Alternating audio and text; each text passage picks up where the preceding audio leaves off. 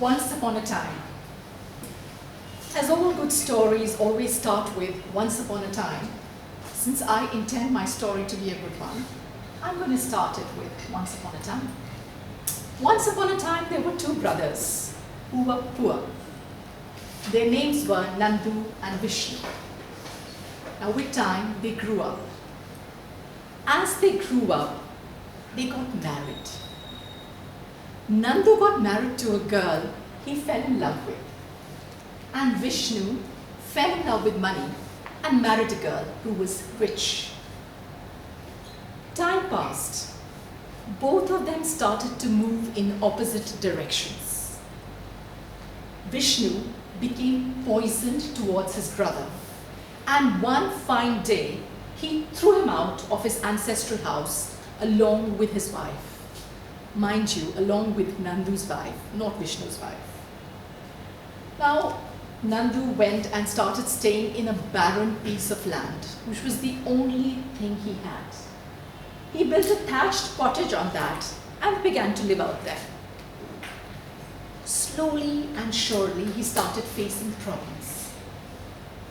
And while he was facing these problems, he was sitting, under a tree, and he was looking at a sparrow which was sitting in the tree.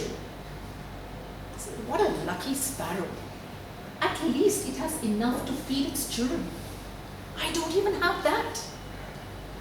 Suddenly, out of the blue, an eagle swooped down upon the sparrow and they had a fight. Can you imagine a small, tiny sparrow fighting with a big eagle? Yes, it was blood all around. But the sparrow managed to save its little babies. In the process, the sparrow's wing broke and she fell. She fell to the ground. Nandu looked at her very lovingly, picked her up, took her to his house, tended to her till she got okay, and flew back to her young ones. Don't ask me what happened to the young ones in between. Now what happened? Life started getting tougher and tougher for Nandu. And one day he was sitting and worrying about where money would come for the food for the children for the next day. As he was worrying, suddenly there was a flutter, and in flew the sparrow. She fluttered all around him and looked at him very lovingly. And then she came near him. He saw she had something in her beak. She came close to him and dropped something in his lap. They were 3 small, tiny items. Nandu and his wife, Meenu, looked at the 3 things which fell into his lap. "These look like pumpkin seeds," said his wife. "Pumpkin seeds? They'll take too long to flower. What do we do with them?" The sparrow got agitated. Meenu said, "Look, Nandu, the sparrow has a message for us. Let's try putting the seeds in the soil and let's see what happens." So they sowed the seeds, they poured the water, and then they went off to sleep because they were good people. They didn't have to worry except for the food. Next day they finished their chores and they went out. And to their surprise, there were 3 huge pumpkins in their backyard. Meenu was thrilled. She says, "At least we have something to eat. We can eat one of the pumpkins and the other 2 pumpkins we can sell." Nandu agreed. So they took one of the pumpkins inside the house, and they took a knife and they put the knife to the pumpkin. As they touched the pumpkin split up. It split up automatically, and out of the pumpkin came beautiful fragrances, and steaming dishes of hot food started flowing out of the pumpkin.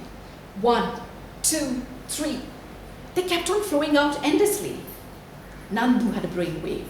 He quickly clamped the pumpkin shut, and the food stopped. But they had enough to feed an army. And mind you, they were generous people. So they invited their friends and they fed them a hearty meal. Now they had enough to eat. They had nothing to worry about. But human curiosity. let's get the second pumpkin, Minu says. So they go out and they get the second pumpkin.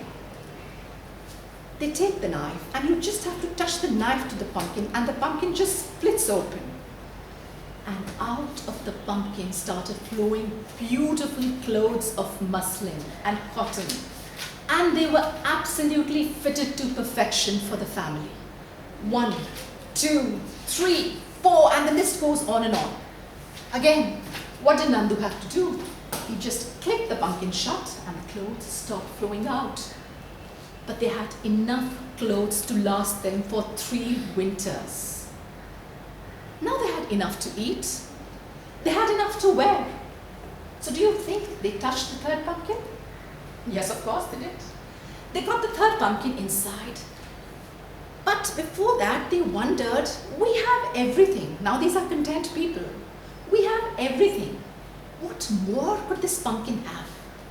So they touched the pumpkin and out started tinkling coins of gold, silver and diamond pieces started falling at their feet.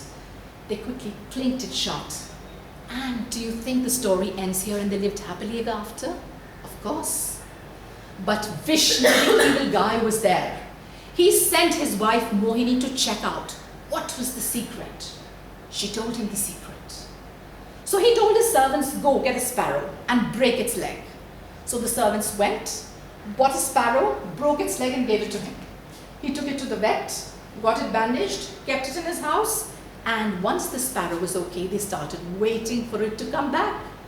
It did, with 1 seed only. Now Vishnu starts saying, I hope this is the pumpkin which has money. So quickly they knew the whole story. So they put the pumpkin in the ground, watered it, and didn't sleep the whole night. Next day, they touched the pumpkin with a knife. The pumpkin burst into 1,000 pieces and the smithereens flew here and flew there, and as they touched the ground, fire. The entire house was burnt down. At the end of every story, you have a moral. And so does this one. Because it's a folk tale, it intends to convey something to you. So when you love genuinely. Because the rewards which are reaped out of genuine love are the ones which are real rewards. If not, you can go to the fires of hell. Thank you. Over to the Toastmaster.